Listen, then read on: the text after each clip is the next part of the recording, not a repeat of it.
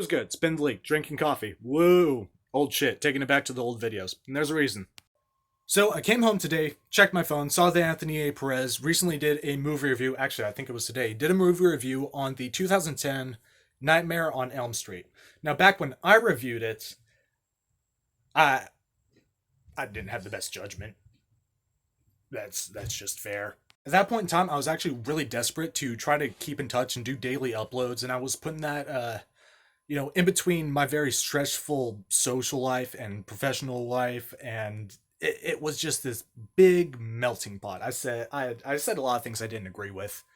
I had a lot of opinions that I really kept quiet about. But I'm not going to go back. I'm not going to revisit. I'm not going to tear up my own review. I'm not going to do anything like that. Instead, what I'm going to do is I'm going to go ahead and talk about my thoughts on remakes in horror, the genre specifically, overall. What I think should be acceptable, should be expected, and really should be strived for.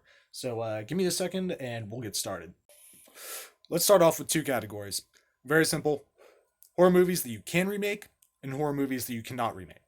So, horror movies that you can remake, pretty much anything mainstream. You got your Scream, you got your Nightmare on Elm Street, Friday the 13th, Texas Chainsaw, which, let's face it, that was a big fucking improvement. And we'll even go into some of the more cult classics, like Society. They can remake Society. Wouldn't be a big deal. I'd actually like to see it, done better. But movies that they can't redo, things like Cannibal Holocaust and Slumber Party Massacre.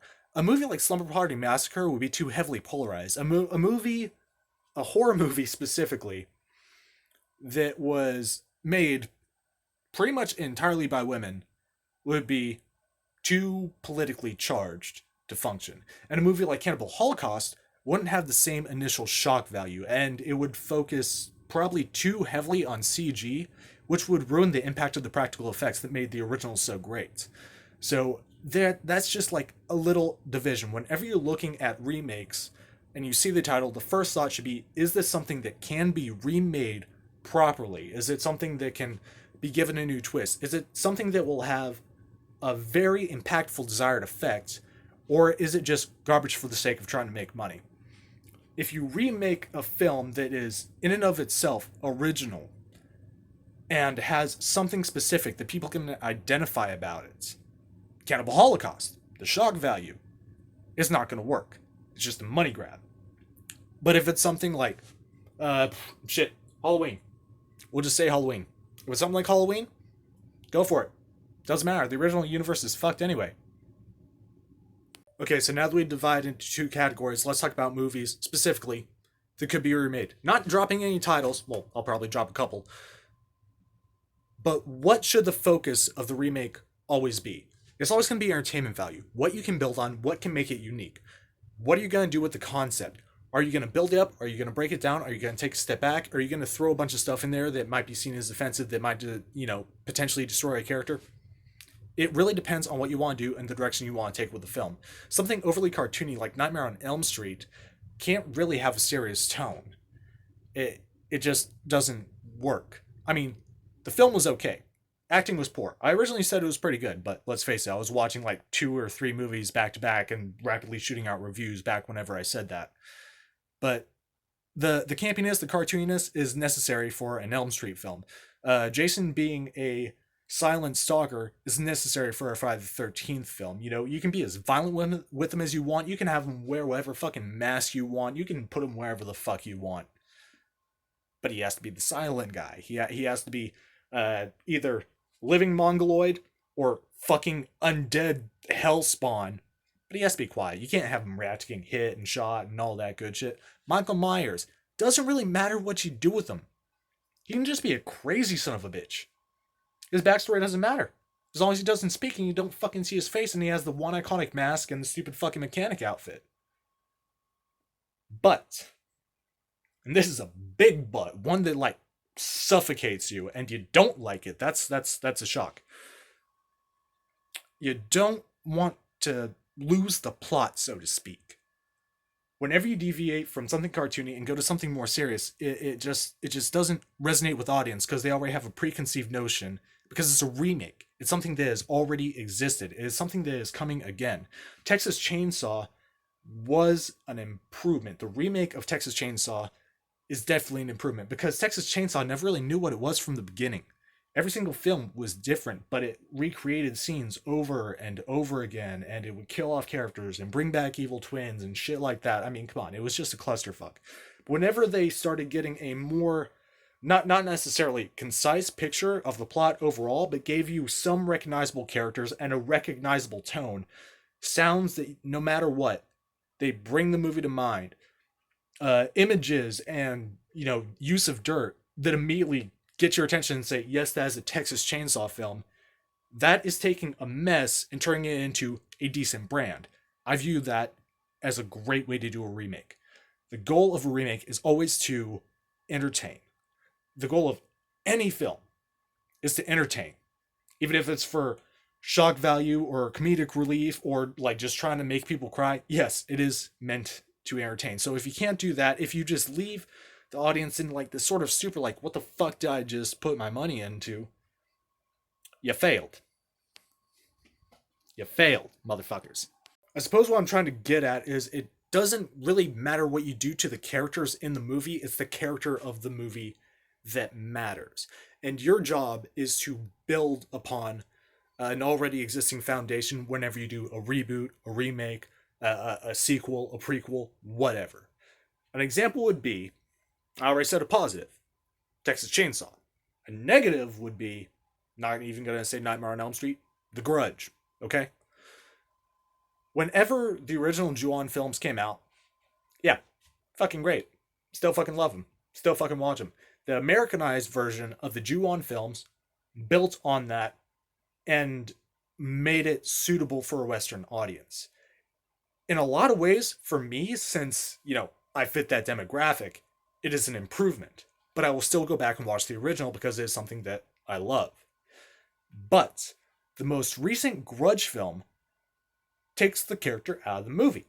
And I'm not just talking about, the actual Grudge. Everyone's favorite, Kayako, Toshio. Those creepy dead motherfuckers. No, that's not even what I'm talking about. It doesn't matter who the fuck the ghosts are. It doesn't matter where the fuck they are. It doesn't matter how they kill people. It is the tone of the film. The thought behind The Grudge is you can't escape it. It's not in a hurry to fucking catch you. There's no need for a jump scare. There's no need for sudden music. It is something that is just there. That's how you make a fucking basketball scary. That's how you make a fucking potato scary. That's how you make a fucking head of broccoli scary. The idea that no matter what you do, you're not going to escape it. It's not in a rush to catch you because it knows it already has you. So whenever they remade The Grudge for the third time, they done fucked up. They took the character out of the movie. Same thing that happened with Elm Street. They had a pre-existing character. They took all of the, charisma out of him. That's a fuck up. That's a big fuck up. I mean, whenever you renovate a home, you got to tear down some walls, but you still got to put some more walls up. You can't just leave it with no fucking walls. That's how you end up with, just living in a box. Who wants to live in a box? Not even homeless people want to live in a box. What the fuck are you doing? Three things that I take into consideration these days, now that I actually have time and I'm in a good place mentally, that I always take into consideration whenever looking at reboots, remakes, etc., whatever the fuck you want to call them. I look at three things. How they build upon the original source material. How they build upon the original source material. How they care to the fucking fans. I lost my thought.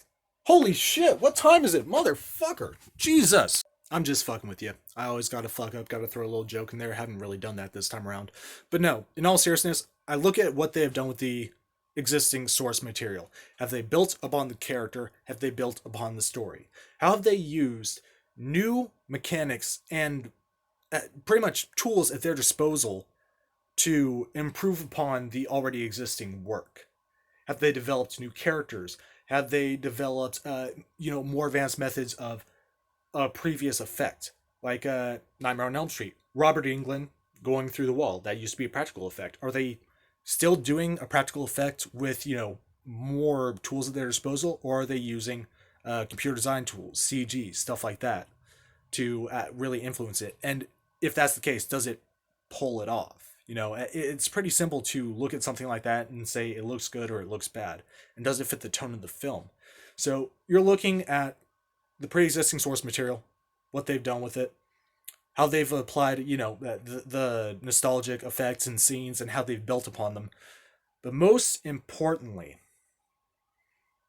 have they done it in a way that has built up the franchise? Have they left people wanting more? And that's the most important part. It's an entertainment industry. You have to entertain. It's not a fucking cash grab. If you treat it as such, you're going to fall to the wayside. People have to like what you put out in order to invest in it. Whenever you tackle something that's already near and dear, something that's already iconic, something that's already globally known, you're playing with fire. The only place you want to go is up. It doesn't matter if it's incrementally. And the more you take away, the less likely you are to actually start elevating yourself. When you strip away layers, you're losing the character. When you go deeper, you're losing the story. When you go even deeper, you've lost the film.